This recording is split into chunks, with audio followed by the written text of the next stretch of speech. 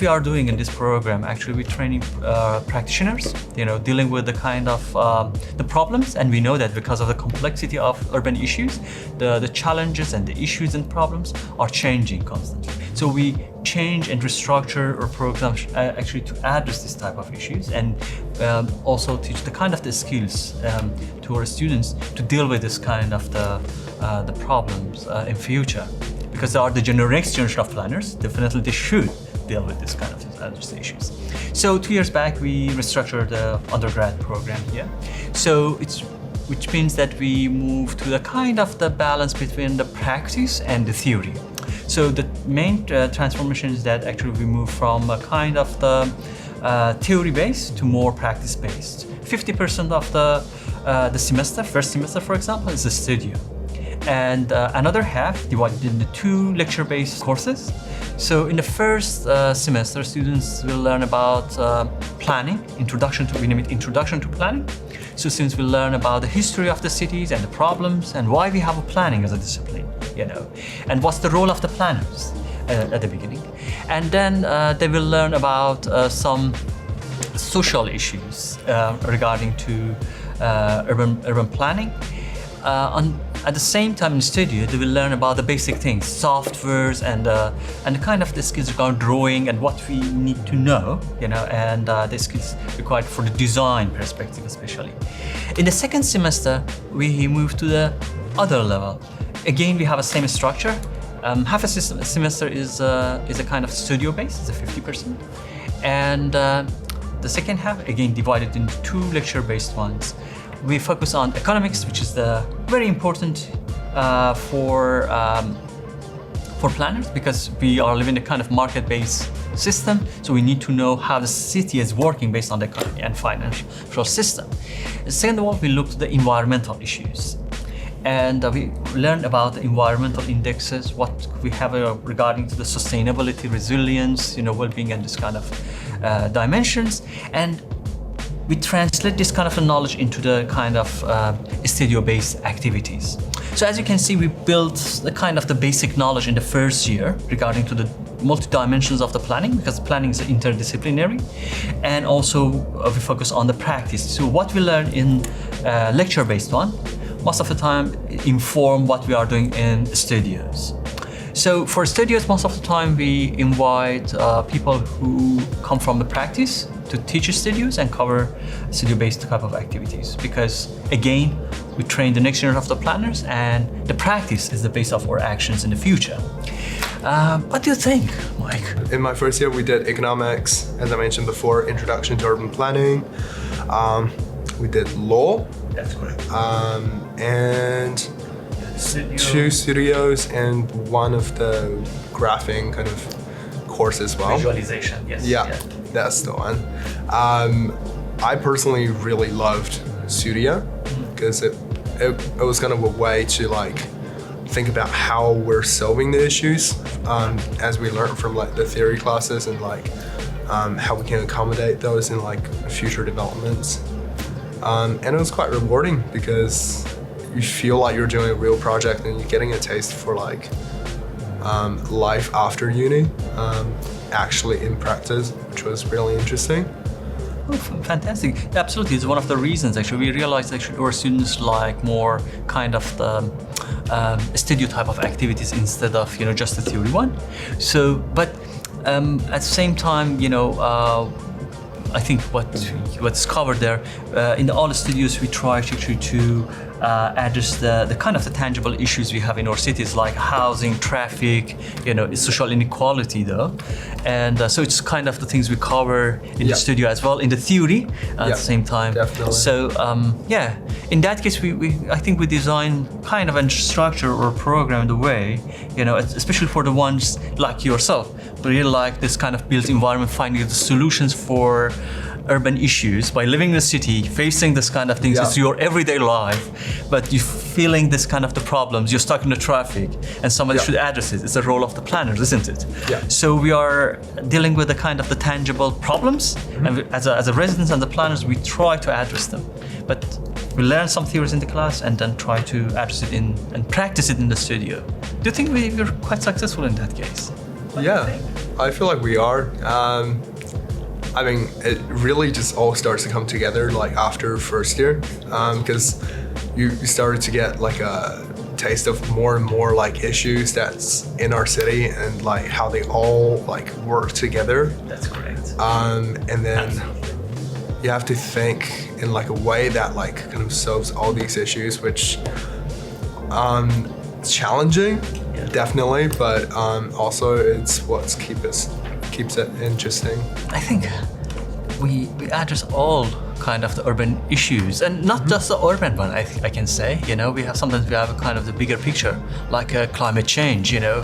So it's a range of the issues in different special levels. Sometimes the national level, sometimes the regional level, sometimes the city level, and even we go to the neighborhood level. And I feel like a huge part of it is predicting what's going to happen Absolutely. in the future, whether like population change or climate change. Yeah, and we're absolutely. trying to like prepare everything Yeah. ready for those changes. Because we forecast about the future and we plan for the current issues, but also we have long perspectives, like 5, 10 or 25 years perspective in our plans.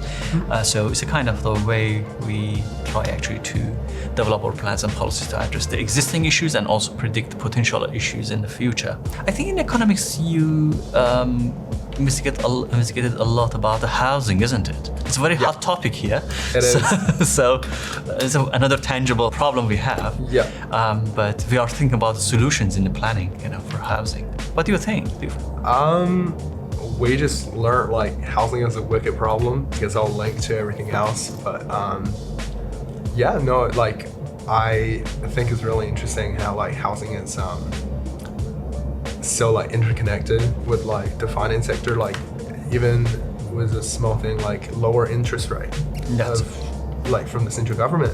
How financial system, kind of contributes in this kind of problems. Yeah. And also the connections with the housing, for example, with the other sectors like infrastructure, transportation. For example, when we're asking about the intensification has some consequences like increasing the traffic potentially, if we have a kind of the car-based model.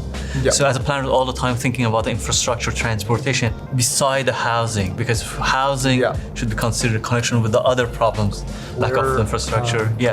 We're doing like a assignment right now based on like transit-oriented development. So Absolutely. we're trying to like intensify some of the neighborhoods around like the central city rail link stations. Absolutely. Which was quite interesting because like obviously we've never seen like anything of that scale in New Zealand before, and like we're trying to like picture how everything's going to work together and how to create like a nice neighborhood for people to actually want to live in. We're dealing with the kind of the existing problems, but at the same time we're thinking about the future ones, like electric cars, or automations, urban automations and this kind of things as well. So how we can deal with this, because cities will face this kind of challenges in future. Because planners, they are kind of the multitasks people, isn't it? Yep. So they can do work like urban design type of jobs. They can be like a transport planner, infrastructure planner, urban economists, and also consulting process. So it's a range of the things, options for them, and different organizations, it's a private and public sector. But for the ones that are coming to this program, the planning program, during the time they can, because we cover a range of the issues, and urban issues and the dimensions, and then different roles they can play at the end and different options they have. They can find the best job, work for them in the future. I came into this degree thinking I'm really interested in transport planning. And now I'm thinking about something completely different. So do you see this among your classmates as well? The shift, the perspective? Yeah, definitely. I know a few people, they know exactly what they want to do and they're working towards that goal, but a lot of us, we might not know a lot about everything when we come into university, and like after a couple of years we suddenly kind of like have like this different perspective on the world, and we're trying to do something that can fix the problems. So what do you think, how you distinguish yourself from the architects? I feel like we're not just looking at one specific thing, we're looking at how it all, again, connects together and how it affects like people and the community as a whole and what like benefit and cost it will have. We have a lot of overlaps, with architects and also engineers as well. But especially with the architects, the main difference we have, they mainly focus on the one project or maybe a site, and so the scale is quite different from what we are doing and the kind of the level of the problems we are dealing with. Because most of the time we are speaking about the neighborhood level. That's the kind of the smallest type of level we are speaking. And then we are going to the kind of the city level, so the scale of the problems. And as you're absolutely right, the connections between the problems, and the complexity is quite different, So we don't have a client like architect, most of the time we are working with the communities, we are working for local governments and interest groups there, which is quite different from architects there. Most of the time they are working for private companies or a kind of particular type of client, and even for the communities, but it's kind of smaller type. But for us, the scale is different, and the level of the service we provide is quite different from that, because they're supposed to fix the issues based on the built environment. The architect shaped and create that built environment. So the tools they have is quite different from us. We have that kind of things in the urban design type of projects, but we have other tools like plans and policies, which is quite different from the tools they have. So the nature of our work would be quite different.